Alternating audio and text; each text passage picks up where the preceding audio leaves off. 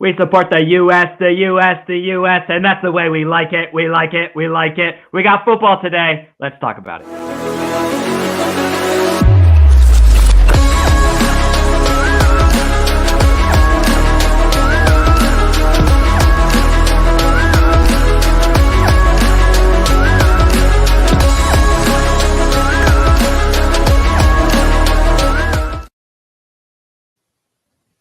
Welcome back to the WebCast, All Sports One Web. I hope you all had a great Thanksgiving, a great slate of NFL games on Thanksgiving that we're going to dive into, as it is Tuesday, which that means we got Doug and we got NFL picks.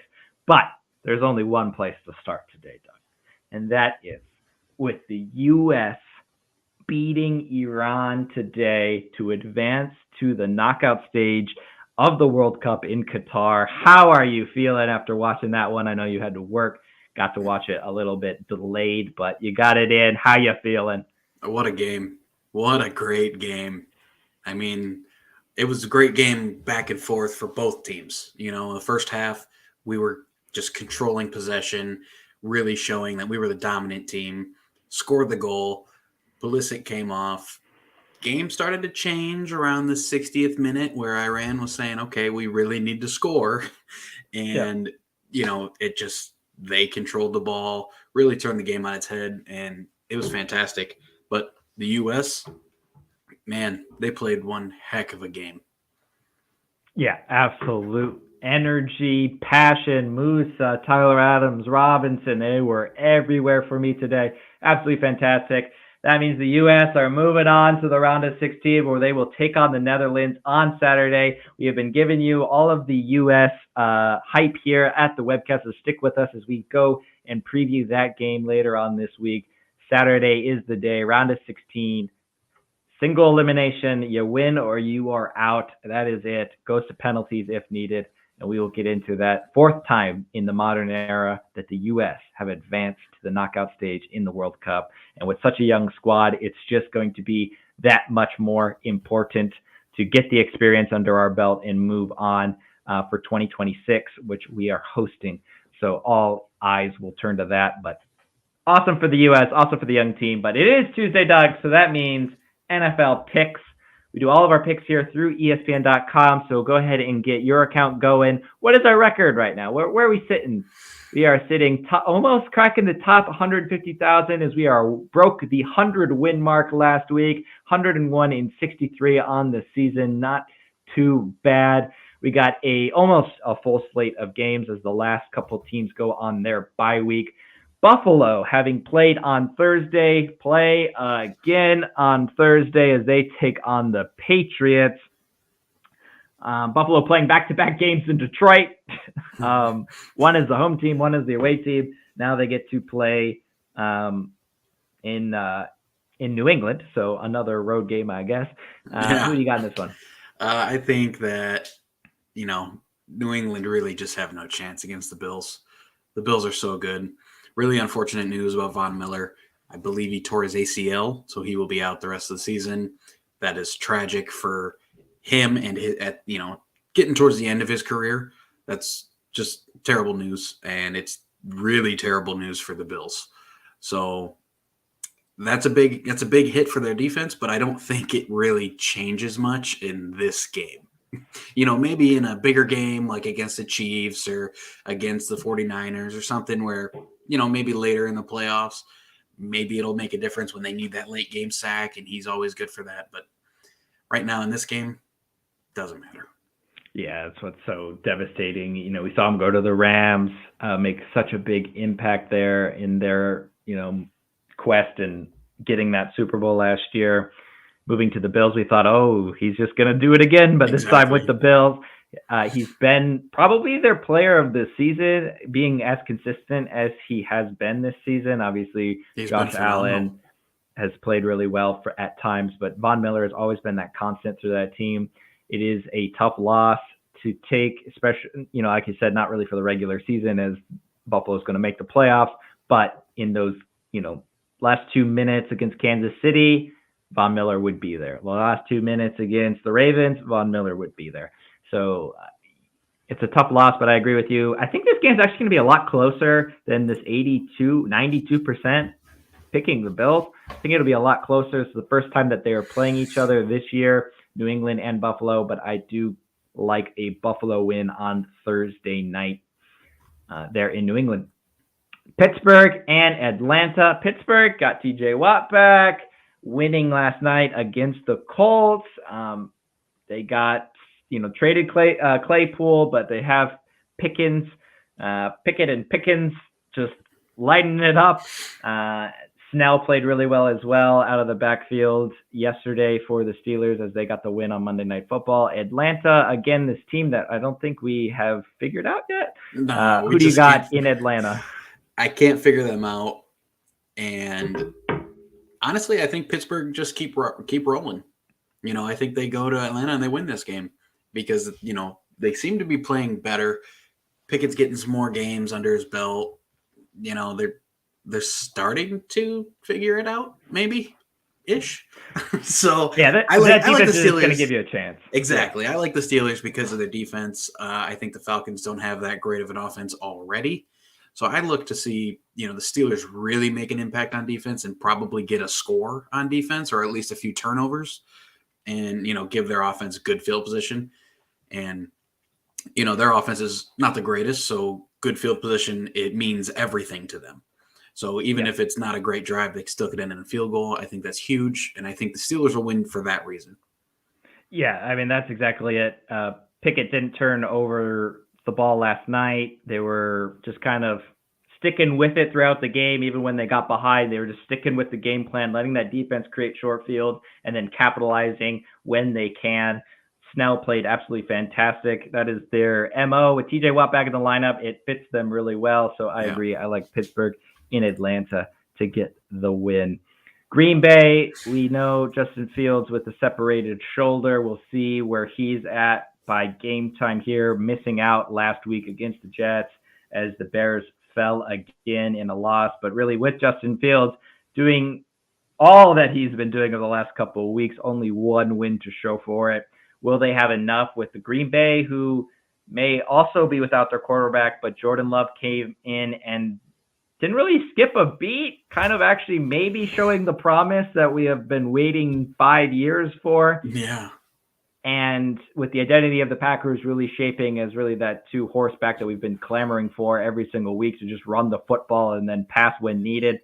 Do you think the Packers will have enough with or without Aaron Rodgers to go into Chicago and get a win? I think they will. The Bears are just, they really are struggling to find their identity. And Justin Fields was really helping them out, running the ball, but he was forced to do everything for that team. And he ended up with a separated shoulder. So it's kind of like the RG3 syndrome where, he can really make a difference, but you're killing the guy. you're killing the guy. So I think the Packers, because I think they have more talent on the field. I think they have a better defense right now. And they just have a more well-rounded team. Yeah, and I actually, after watching Jordan Love for that short stint there at Lambeau last week, even in a losing effort, he was fantastic and is definitely going to be better than Trevor Siemian, in my opinion. So I like Green Bay to go into Chicago and get the win in that one. And if Aaron Rodgers does play, he owns the Bears. So they'll win just purely. That goes without said. Yeah, he'll just purely win off of that. All right, let's move on to Jacksonville at Detroit. Both of these teams, early on in the season, we saw glimpses of the offenses that they could be. Injuries hit, turmoil hit a little bit in the middle of the season, but both kind of starting to figure it out again. Detroit at home in this one. I'm going with a high-scoring game, but who do you have as a winner? I absolutely have Detroit in this game. The way they played against the Bills last week was phenomenal. Phenomenal. They could have won that game. And when they went for it on fourth down, the play was there, the receiver was open, and Goff just missed him. So, that was huge. Key play in the game. It was the right call to make. Everything about the right play, everything was great except for the execution by the quarterback. And that was what, I think lost them the game. So I got the Lions in this one. I think they're playing great right now. Well, I will say there was one quarterback last week that had the execution, and his name was Trevor Lawrence, 29 of 37, leading that comeback 2-point conversion at the buzzer to beat Baltimore, who blew another lead in a game as Jacksonville got their 4th win of the season. They're figuring out there with Jones now at wide receiver, with Zay Jones, I think it is. Absolutely been fantastic the last couple of weeks. I could see Jacksonville surprising some people in Detroit. I think overall it'll be a high-scoring game, but I think I'm going to agree with you. I think we're going to edge Detroit. But I do not like the 75-25 split. No, here. I think it'll be closer than that. It'll be a lot closer. It's going to be a great game. Yeah, absolutely fantastic. I think, I'm going maybe a 38-35 type of game, back and forth, good offense across the board, which has just been, these two teams have really been a great delight and surprise for the NFL this season with the offensive firepower that they've been able to produce with such young players that aren't really, developed into superstars yet. I think is fantastic. But Detroit to get the win in that one. And honestly, I'm just glad that they're not. These teams could both be 2-9, 1-10. And I'm just glad that they're showing that they are decent teams. They may need a few pieces here and there, but they're good teams. And they, if you're off on your day, they'll get you. And it's good to see. Mm-hmm. It's good for the NFL. Very good for the NFL. The Jets also at 7-4 is good for the NFL as they take on the 9-2 Vikings, who people have been super high, super low. Right now it's kind of in between where you feel like the Vikings are beatable, susceptible. They've won so many close games. They're starting to maybe fall on the other side of that. We've seen them get blown out. We see them win close. They play the Jets with Mike White. Where has he been? Undefeated on the year. Why are we playing with Zach Wilson and Joe Flacco when he's been sitting on the bench there? He was absolutely fantastic. 11 quarterbacks have thrown for over 300 yards and 3 touchdowns as a New York Jet since 2000. Mike White's done it twice. So he's the only one who's done it twice. Can he go into Minnesota, though, and get a win against that high-powered offense that we still believe in overall? Honestly, I think Mike White's going to tear up this defense, but I don't know that they can slow down Minnesota enough. But I don't know. I mean, the Jets have done some crazy things this year, and I don't want to put money on this game, but man, this is close because I could honestly go either way with this one. I think they're playing well with Mike White. I mean, the guy threw like 4 incompletions last week or something ridiculous. Over, I think it was 350 yards, something crazy. I mean, the guy was 22 insane. of 28, 315, and 3 touchdowns. Oh, 315. Yeah. I mean, that's just insane stats. And man, if they Sauce Gardner versus Justin Jefferson is going to be fantastic. Yeah. I'm going to pick the Jets in the upset on this one. Wow.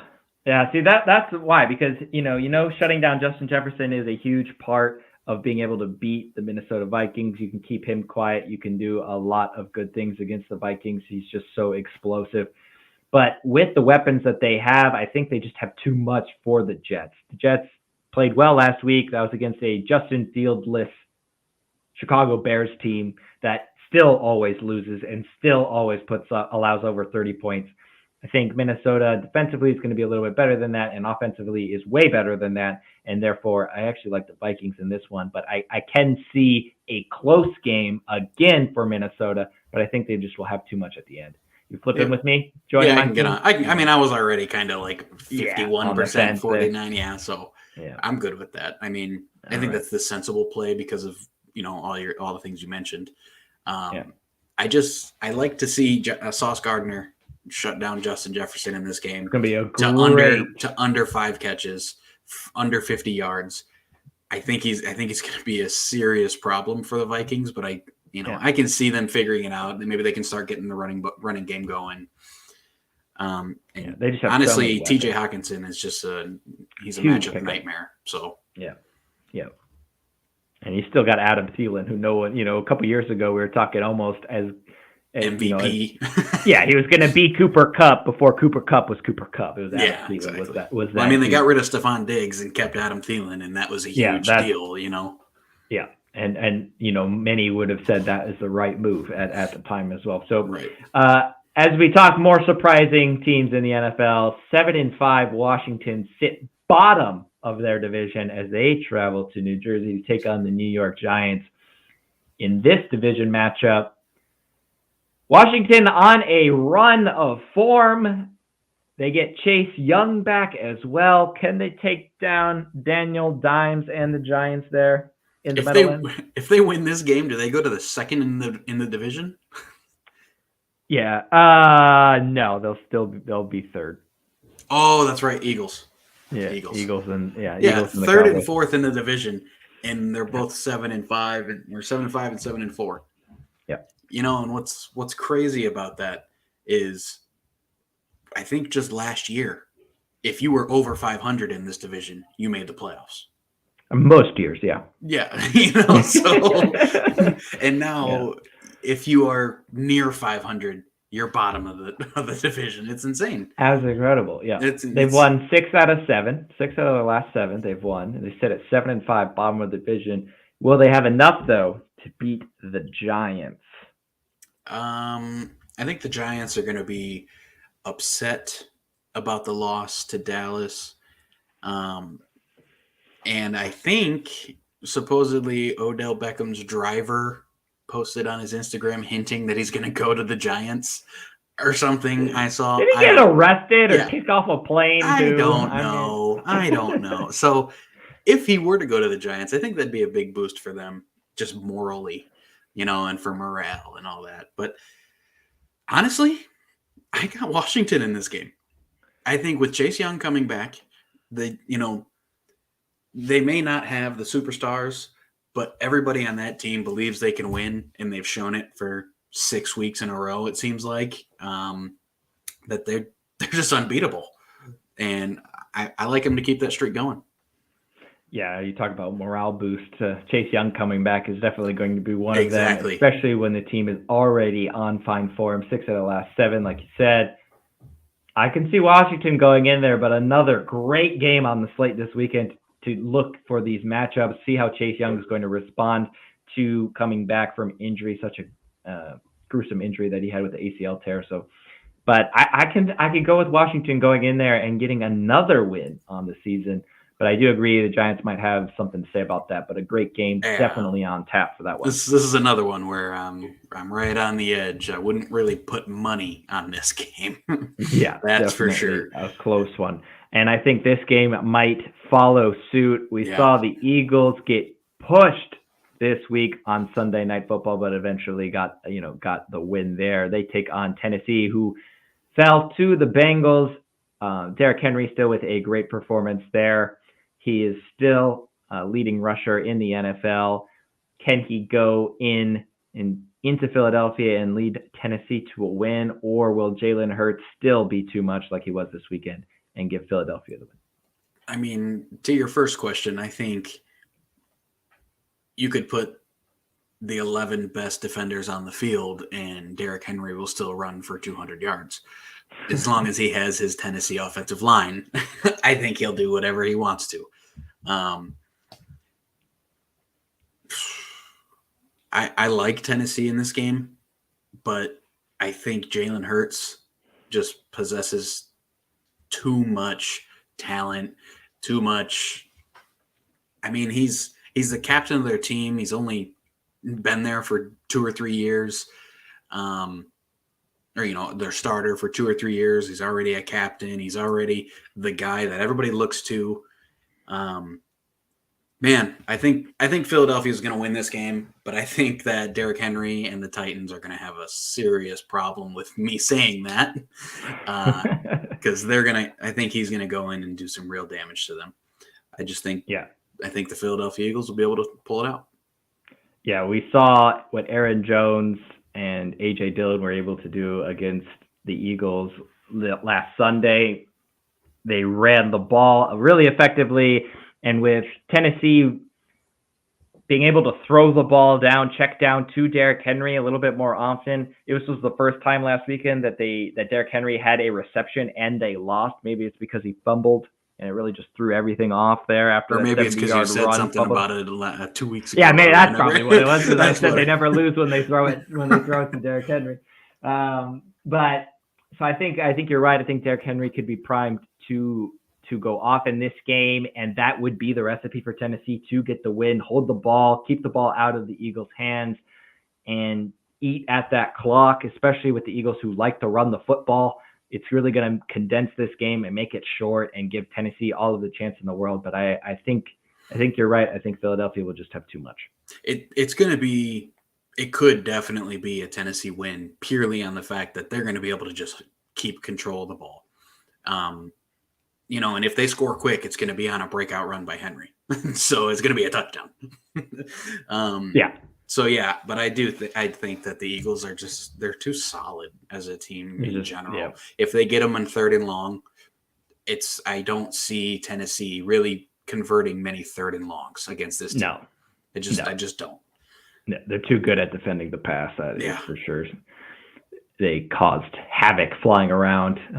Even with what's his name, the guy with 6 interceptions on the year for the Eagles. He got injured against Green Bay last week. We'll see if he comes back.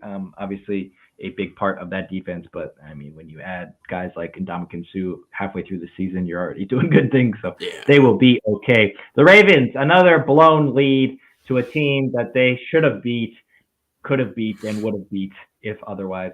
And they now sit at 7-4. They take on Denver, who I think has to be in exile now. I mean, they're terrible. In exile. We can't. Yeah, I think we'll talk about the Raiders, your team currently in exile, but can at least this team join the Raiders in exile for you? Absolutely. Right. Everybody in the AFC is in exile. I don't even care anymore. This is in the AFC West. Yeah, the AFC West. Everybody can just stop, except for the Chiefs, obviously. Obviously. Right. The Ravens. We don't even need to talk about this one. Yeah, Ravens in this one big. Yeah, Denver's in exile. All right, moving on. All right, the game of outside the football field storyline of the week would be this one, as Deshaun Watson set to come back for the Cleveland Browns. He is going to be the starter most likely, as this will be his first game. He's been practicing for 2 weeks with the Browns. They travel, of course, to Houston, because that was always going to be the case for his first game being away to Houston, the team that traded him away, the team that they're going to have supposedly some of the victims there in the stands to voice that this isn't over, and all of that goes with it. Texans sitting at 1 win on the season. Is this the game that they get up for and get their 2nd win of the season? I don't think so. I mean, I don't think so. That's it. That's all I got for you. I think the Browns are too good. I mean, they played a fantastic game against the Bucks. Overtime win. Jacoby Brissett played great in overtime.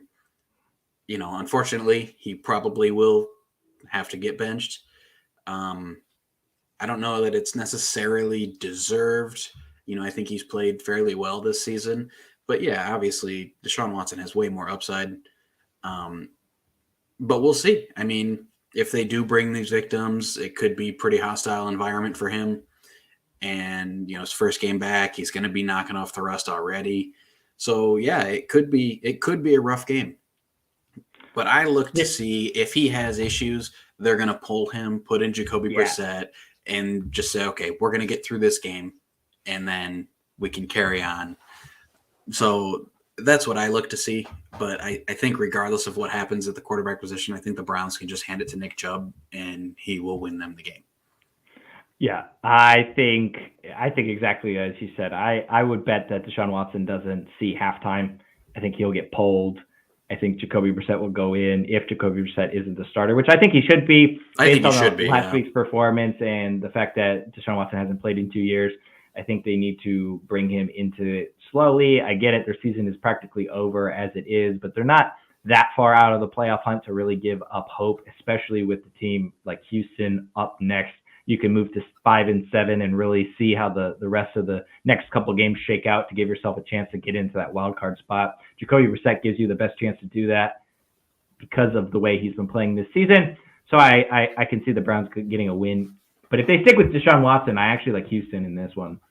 Yeah, I mean, it could be rough. Deshaun Watson's a fantastic quarterback. We've all seen what he can do.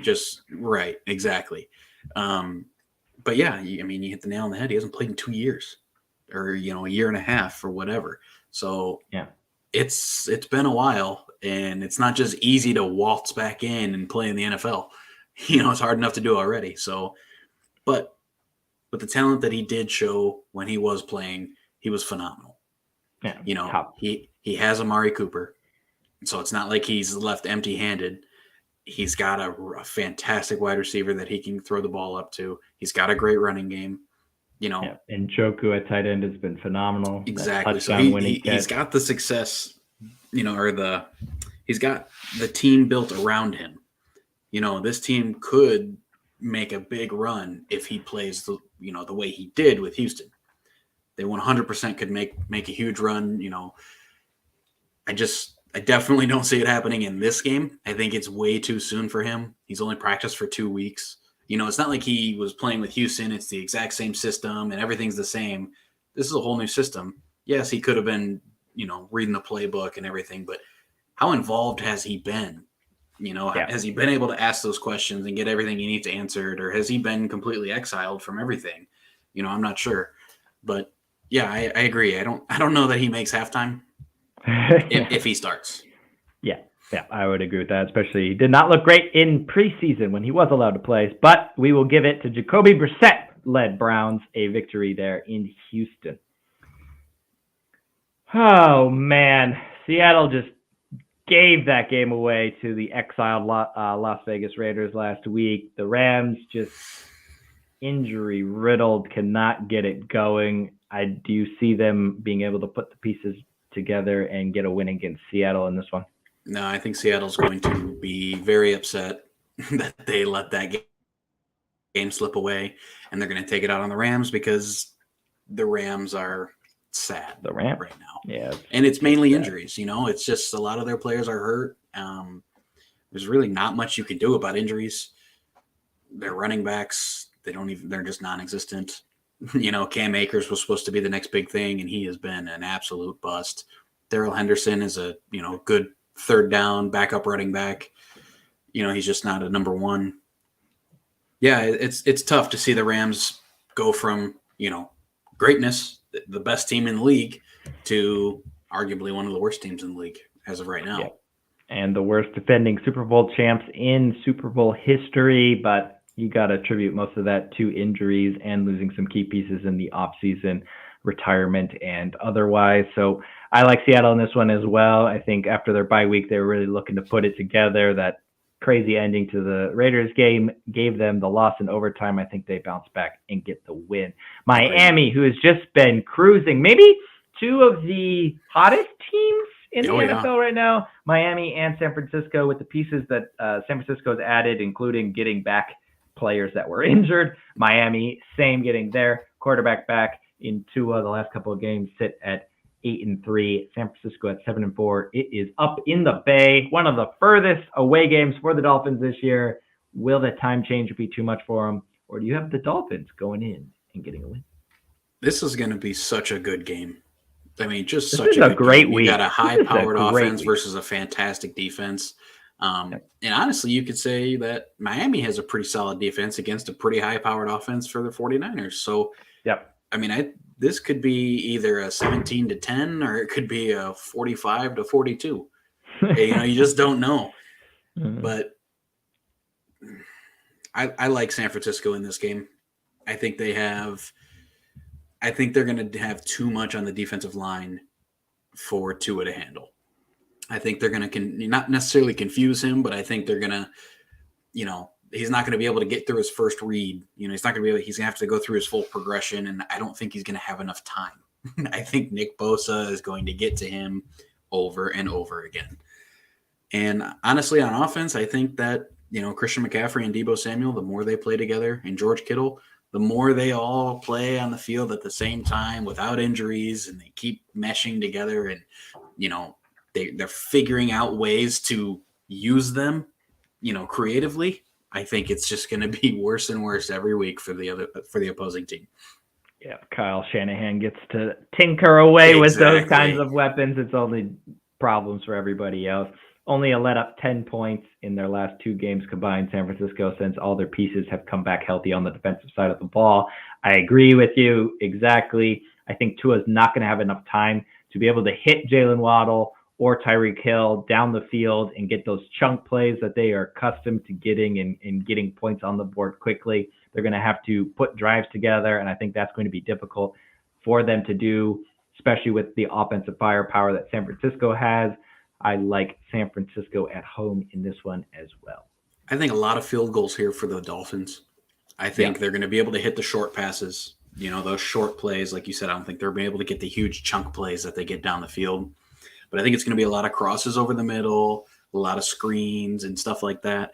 And, Tyreek Hill and Jalen Waddle, they're going to get a lot of catches, but I don't think they're going to get many yards. It's going to be a lot of, 6 yards here, 5 yards there. But once they get into the red zone, who do they go to? They don't really have that. I mean, they have Mike Gesicki, but I just don't think that they have that red zone threat. Yeah, that Julio Jones in the corner of the end zone. I just don't think they have that. And honestly, even if they did, I think San Francisco may shut it down. For that reason, I think they're just not going to score enough. I mean, it's going to be a good game. I think they'll be able to put up points, but I just don't think it's going to be enough. Yeah, I agree with that one. But what a great slate of games that we've had so far, and it just gets better with the rematch of the AFC Championship game. But this time it is down by the bank, Cincinnati, Ohio, the Chiefs, Bengals. Bengals going in, beating Tennessee just like they did in the playoffs last year. Now they get to host the Chiefs. It's like it's the playoffs all over again. Chiefs getting revenge for you in Cincinnati. Jamar Chase coming back for the Bengals. Will that be too much?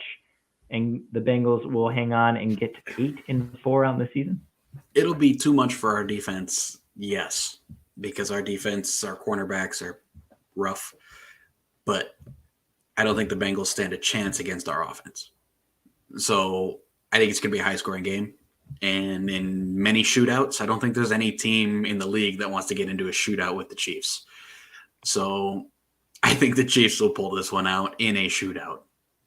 38-35 type shootout. This game is going to be fantastic. I cannot wait for this one. Just a great slate of games. I've been back and forth on this one as well, but I can see it's very hard for me right now to go against the Chiefs. They've really embraced this identity of next man up in terms of Patrick Mahomes will use everyone all the time and just beat you down. Yeah, what's the game plan against the Chiefs? You can't just shut down Kelsey because we'll just throw it to Juju all day. We'll give it to Isaiah Pacheco, our rookie running back. We'll just figure out a way to give it to him. It doesn't matter. We'll give it to anybody. Yeah, and Andy Reid, his ability to adapt, use weapons, use different trick plays and stuff like that always keeps the Chiefs moving on to the next thing if the first thing didn't work. I think that's going to be in their advantage. They're going to be motivated for this game, which is always dangerous. We saw them how motivated they were to get one back on Tampa in Tampa earlier this season. I think they'll have that same determination to get one back over on Cincinnati. Patrick Mahomes and family have just welcomed a new baby boy yesterday as well. So even more motivation there. So I got the Chiefs in this one. I don't know. Maybe he won't have enough sleep. Maybe he'll be Yeah. Maybe it's good to get away then. Maybe. Sleep in a hotel. All right. The Chargers, they are getting back healthy. Keenan Allen getting back in the fold has been fantastic for them. One, I got to start though. Are the Raiders still in exile for you? 2 back-to-back wins here. It's unfair to Josh Jacobs that he plays for the Raiders. The Raiders are in exile, but Josh Jacobs is not in exile. He's arguably one man made it out. That's what I mean. He's arguably just the best player in the NFL the past few weeks. The guy is, And honestly, I believe they didn't renew his contract or they didn't take his next year option or something. And so I think this is his last year with them. Oh, Like wow. something happened with contract issues and they were just kind of treating him like they didn't really want him. Like he was just used goods, you know? And I think he's making the statement of, you guys are making quite the big mistake. He's fantastic. Over 150 yards, total yards last week. The guy is insane. I do think he is going to do that to the Chargers because I don't think anybody can stop him right now. But they're the Raiders and they're in exile, so I pick the Chargers. All right, Raiders still in exile. Chargers get the win in this one. We're moving on. What happens when you're in exile? You don't get talked about. Colts, Jeff Saturday, obviously the first win in his tenure, but in his first game, he's lost his last two as they take on a Cowboys team that was fantastic as usual on Thanksgiving, but have been even, maybe up there with the Dolphins and the Niners as one of the hottest, most complete powerhouse teams in the NFL. The way they play both sides of the ball has been fantastic. The weapons that they've been able to use, Tony Pollard, Zeke, CeeDee Lamb, all of them, and that defense is just fantastic. Any chance for Matt Ryan and his 4.3 speed against the Cowboys? No. just no.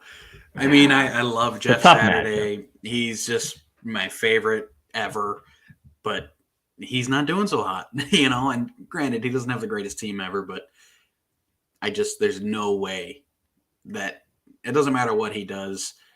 I wasn't able to watch the game versus the Steelers. I don't know if they shut down TJ Watt, but I don't think they can shut down Micah Parsons.